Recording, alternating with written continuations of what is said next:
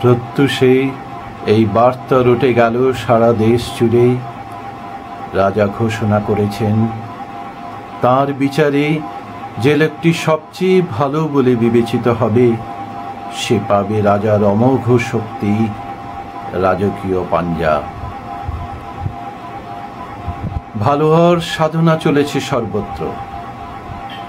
মধ্যবিত্তের দ্বার থেকে পথচারী ভিক্ষুক আজ আর শূন্য হাতে ফিরছে না। ভিক্ষালব্ধ অন্ন আর বস্ত্রের পরিমাণ দেখে সে অবাক বিস্ময়ে জিজ্ঞাসু দৃষ্টিতে তাকায় মধ্যবিত্তের দিকে। শান্ত মুখমণ্ডল দর্শন করে ভিক্ষুক তৃপ্ত, কিন্তু ততোধিক বিস্মিত। মধ্যবিত্ত সতর্ক, হয়তো ভিক্ষুকের ছদ্মবেশেই রাজা তার দ্বার প্রান্তে উপস্থিত। চোর ঢুকেছে এক বাড়িতে রাতে শীত কেটে। হঠাৎ গৃহস্বামীর মুখোমুখি, পলায়নে উদ্যত চোর। গৃহস্বামী তাকে স্নেহের আলিঙ্গনে জড়িয়ে ধরে, হস্তে প্রদান করে তার আকাঙ্ক্ষিত বস্তু সব। চোর বিস্মিত এবং লজ্জিত ত্রস্ত পদে বেরিয়ে যায় গৃহস্বামীর ঘর থেকে। পরম নিষ্ঠা ভরে গৃহস্বামী দুহাত জোর করে চোরের উদ্দেশ্যে প্রণাম জানায়। হয়তো রাজাই চোরের ছদ্মবেশে তার গৃহে উপস্থিত। বিদেশি অতিথি পথহারা অদূরে অপেক্ষমান পথচারীকে জানায় তার সমস্যার কথা। পথচারী বিন্দু মাত্র দ্বিধা না করে বিদেশিকে সসম্মানে পৌঁছে দিয়ে আসে তার গন্তব্যস্থানে।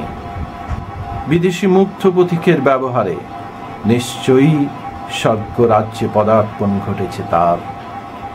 পথিক ধন্য হয় বিদেশির সাহচর্যে সে অংশীদার হয়েছে বলে, কারণ হয়তো রাজাই বিদেশির ছদ্মবেশে তার কাছে ধরা দিয়েছেন। এক দাগী আসামি জেলের গড়াদের মধ্যে। বহু বছর সে আপন সাম্রাজ্য থেকে নির্বাসিত। স্ত্রী পুত্র পরিবার সবাই তাকে বর্জন করেছে, কেউ তাকে দেখতে আসে না। সে এখন একা এই বিরাট পৃথিবীতে, নিষ্পৃহ, নিঃশেষিত। কোনো কিছুতেই আকর্ষণ নেই। পৃথিবীতে বেঁচে থাকাটাই তার কাছে এখন হাস্যকর মনে হয়।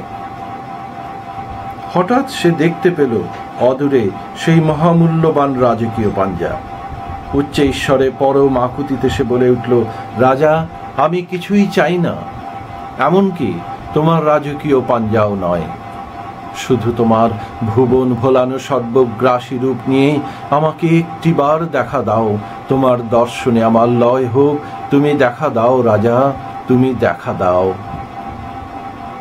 উজ্জ্বল আলোক তরঙ্গে ভেসে গেল জেলের ভিতরটা। রাজার আবির্ভাব ঘটল তার পরম প্রিয় ভক্তের কাছে। আসামির মুখ দুহাতে চেপে রাজা বলে উঠলেন, বৎস, এই রাজকীয় পাঞ্জা আমার প্রিয় ভক্তের কাছ থেকেই গ্রহণ করি আমি।